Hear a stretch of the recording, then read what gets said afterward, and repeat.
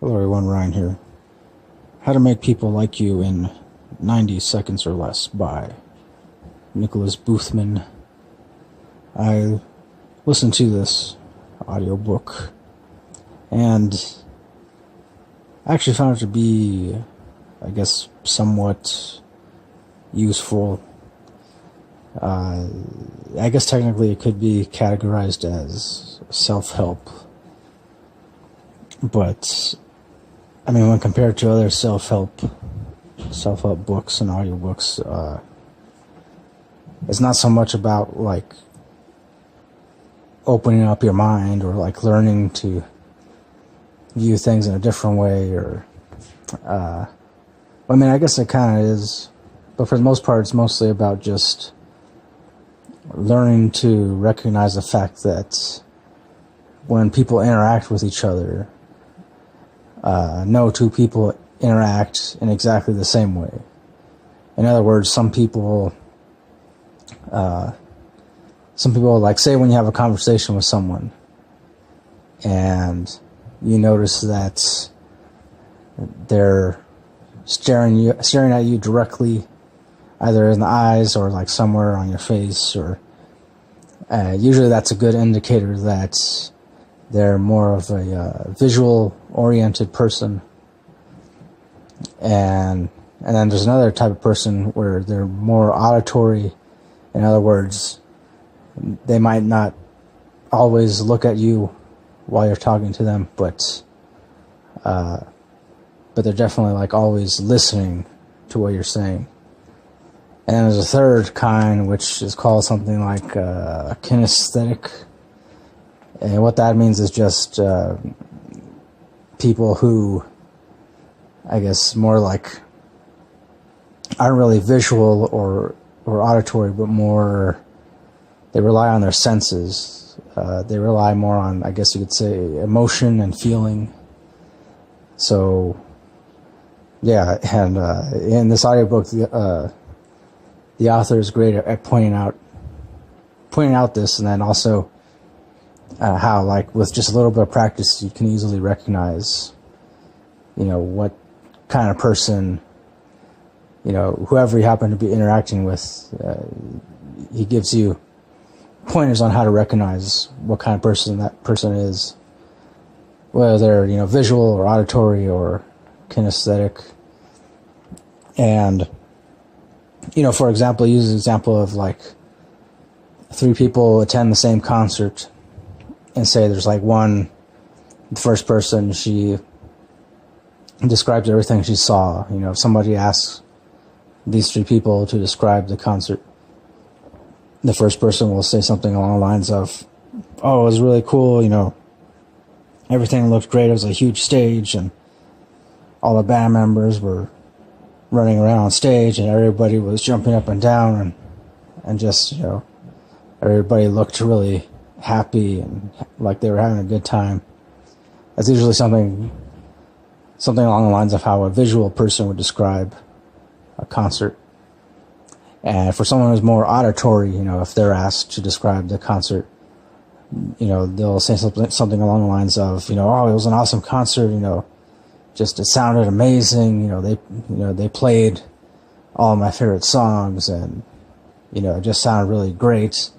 And also seeing, everybody was, they were cheering loudly and clapping. So that's how an auditory person might describe a concert. And well, usually that's how they do describe a concert. And as for the third, the kinesthetic person, who relies more on feeling and emotion, that person would describe the same concert as, they would say, oh, it was a great time. I could tell everybody, it felt like everybody was having an awesome time.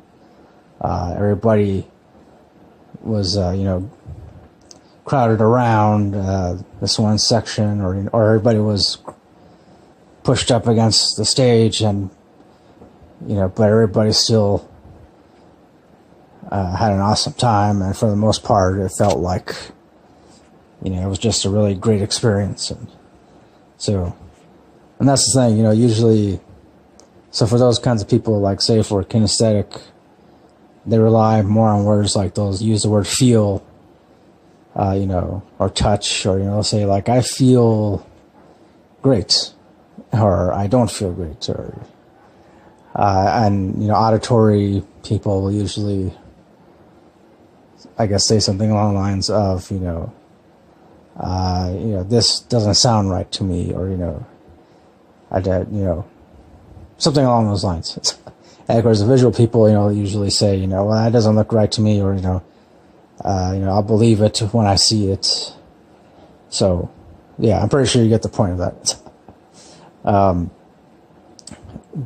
So the author, continues in this way, describing how to recognize these three types of people. But then, of course, he also mentions the fact that usually no one person is like purely visual or purely auditory or purely kinesthetic. But usually, I guess more times than not, it always seems like people tend to favor one over the other. So, so kind of like you could be a visual person and an auditory person, but usually, it ends up being that you prefer more visual kinds of things rather than auditory, or you prefer more auditory kinds of things than visual. So, yeah.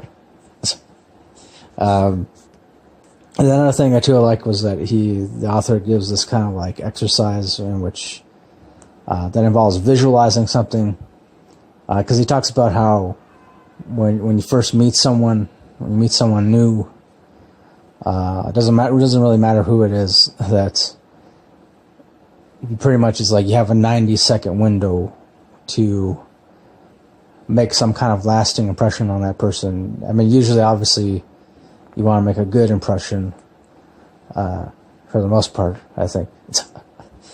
Unless you're just, a big asshole and you don't really care. You just you get off on pissing off people.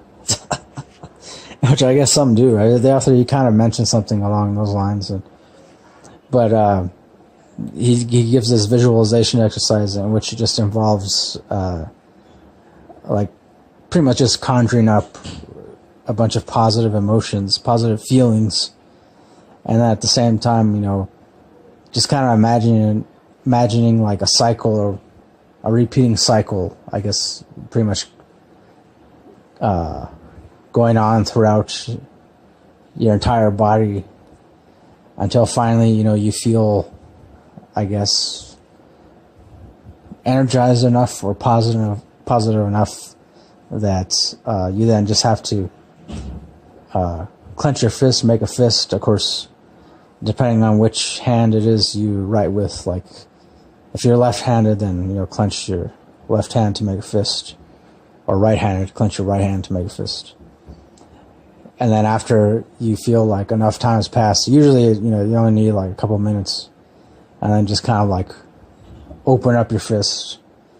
And of course, this is all before you meet, before you say shake hands with somebody.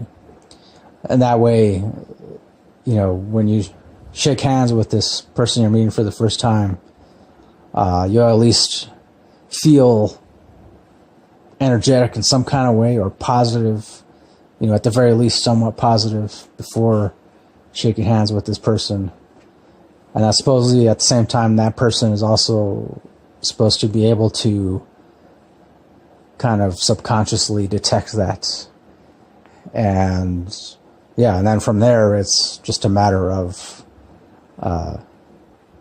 kind of mimicking a person's movements. That's another thing too. He mentions that when you talk to somebody, that it's a good thing to say something from now. Like even if they're talking about something that you're not interested in, he mentions that it's still a good thing to kind of, I guess, interject a little bit just by saying, "Oh, that's right," or say something along the lines of, "Oh, really?